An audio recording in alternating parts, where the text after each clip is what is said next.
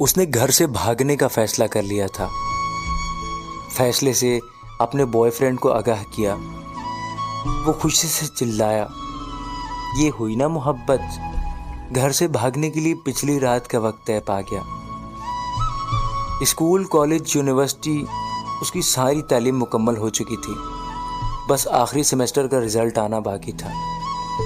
आजकल उसे कोई काम नहीं था सिवाय बॉयफ्रेंड के साथ फ़ोन पर लंबी चौड़ी खुशगपियाँ करने के। यूनिवर्सिटी में वो किसी को दिल दे बैठी थी, मोहब्बत कर बैठी थी, रोग लगा बैठी थी। पिछले कुछ दिनों से उसका बॉयफ्रेंड उसे घर से भागकर शादी करने पर कायल कर रहा था। मोहब्बत के वास्ते लंबी चौड़ी दलीलें कर रहा था, अपीलें कर रहा था। वो बिल्कुल पागल हो चुकी थी। वैसे भी तो माँ बाप ने मेरी शादी करनी ही है, तब भी तो मुझे घर छोड़ना ही पड़ेगा। और वैसे भी अब मैं मैच्योर हो चुकी हूँ, आला तालीम याफ्ता हूँ, आकिला बालिगा हूँ, अपने फैसले खुद कर सकती हूँ। वैसे भी वो लड़का मेरी मोहब्बत है। वालिदैन को बता भी दूँ तो भी वो मेरी शादी उससे कभी नहीं होने देंगे, क्योंकि वो तो मेरे लिए मेरे कज़न को पसंद करते हैं। घर से भागने के लिए पिछली रात का वक्त तय पा गया। वो चोरी छुपे अपने चंद ज़रूरी कपड़े और छोटी मोटी चीज़ें बैग में पैक करके मुकर्ररा वक्त का बेचैनी से इंतज़ार करने लगी। इस दौरान बॉयफ्रेंड की कॉल आ गई। कहने लगा, माँ ने कुछ जेवर शेवर भी बनाया होगा, वो भी हाथ में कर लो, मुश्किल वक्त में काम आएगा। अच्छा, कुछ करती हूँ। उसे पता था कि माँ ने उसके लिए सोने के जेवरात बना रखे हैं। वो माँ के कमरे से जेवरात निकालने की तरकीब सोचने लगी। वक्त बहुत कम था। वो जैसे ही माँ के कमरे की तरफ बढ़ी, माँ कमरे का दरवाज़ा खोलकर बाहर आ गई। एक लम्हे के लिए वो माँ को सामने देखकर सकते में चली गई। मेरी शहजादी, इतनी रात गए तुम जागती फिरती हो, और ये तैयार होकर कहाँ जा रही हो? वही तो बता रही थी, रात लेट फ़ोन आया था, यूनिवर्सिटी वालों ने इमरजेंसी कुछ काम से बुलाया है। मेरी कुछ दोस्त भी जा रही हैं।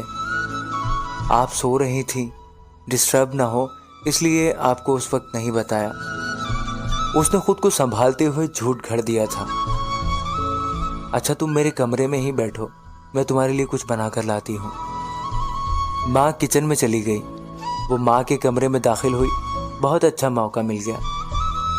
उसने ये सोचते हुए जल्दी से पेटी का दरवाज़ा खोला तो सबसे पहले उसकी नज़र अपने लिए बने लाल रंग के बहुत प्यारे लहंगे पर पड़ी, जो उसकी माँ ने ख़ास तौर पर शादी वाले दिन के लिए उसकी पसंद से बनवाया था। माँ अक्सर कहती रहती थी, जब मेरी बेटी इसे पहनकर दुल्हन बनेगी, शहजादी लगेगी, शहजादी। एक से बढ़कर एक अच्छा सूट, बेहतरीन बिस्तर, डिनर सेट, टी सेट और न जाने क्या क्या सामने आ रहा था। बहुत सी कीमती और ख़ूबसूरत चीज़ें तो ऐसी थीं जो माँ ने चोरी चोरी बना रखी थी, जिनका इल्म उसे आज हो रहा था।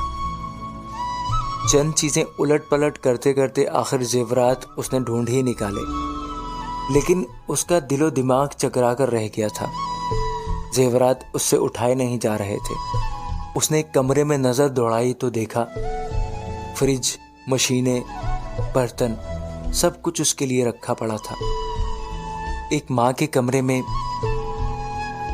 एक दुल्हन के कमरे में एक दुल्हन का मुकम्मल सामान पड़ा था। ज़मीर ने उसे झंझोड़ा। वो सोचों में गुम हो गई। माँ की कोख से जन्म लेने से लेकर अब तक माँ बाप ने मेरे लिए क्या नहीं किया। खाना पीना, पहनावा, पढ़ाई लिखाई, छोटी बड़ी सब ख्वाहिशात, अपना खून पसीना एक करके सब अधूरा पूरा किया। मेरे अगले घर का सामान तक बना दिया, और मैं बेफैज़ बेवफा क्या करने जा रही हूँ? मार कर अपने माँ बाप को खुद मरने जा रही हूँ। मोहब्बत का समंदर घर में है और मैं मोहब्बत का दरिया सर करने जा रही हूँ। उसकी आंखें भीग गई थी। उसे अपनी आला तालीम, अपनी हमाकतों पर खूब रोना आ रहा था। इस दौरान माँ आ गई। ये लो मेरी शहजादी, अपना पसंदीदा पराठा खाओ। इतना सफ़र है यूनिवर्सिटी का, मेरी शहज़ादी को भूख लग जाती।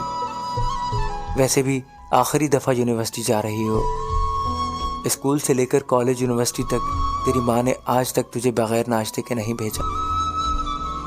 आज अगर तू बग़ैर नाश्ते की चली जाती तो तेरी माँ को मरते दम तक इस बात का दुख रहता। माँ की बात सुनकर बेइख्तियार वो माँ के गले लगकर फूट फूट कर रोने लगी। माँ ने माथा चूमकर आंसू साफ करते हुए पूछा, मेरी शहजादी क्यों रो रही है? वो नजरें चुराते हुए कहने लगी, माँ मुझसे कितनी मोहब्बत करती हो ना। ये भी कोई बात हुई? अब माँ से बढ़कर भी भला कोई मोहब्बत कर सकता है? इस दौरान उसके मोबाइल की घंटी बार बार बजने लगी। उसने कॉल काटते हुए मैसेज लिखा, सॉरी मैं नहीं आ सकती और कभी नहीं आ सकती, क्योंकि मुझे मेरी मोहब्बत मेरे घर से ही मिल गई है। ये जो माँ की मोहब्बत होती है ना, ये मोहब्बतों की माँ होती है। तुम्हारा दुल्हन वाला लहंगा, तुम्हारी दुल्हे वाली शेरवानी तुम्हारे घर में ही पड़ी है। उसे काला करके कोर्ट कचहरियों में पहनने की बजाय अपने माँ बाप के घर से ही पहना करो, क्योंकि तुम पर उनका हक है जो बिल्कुल बरहक है।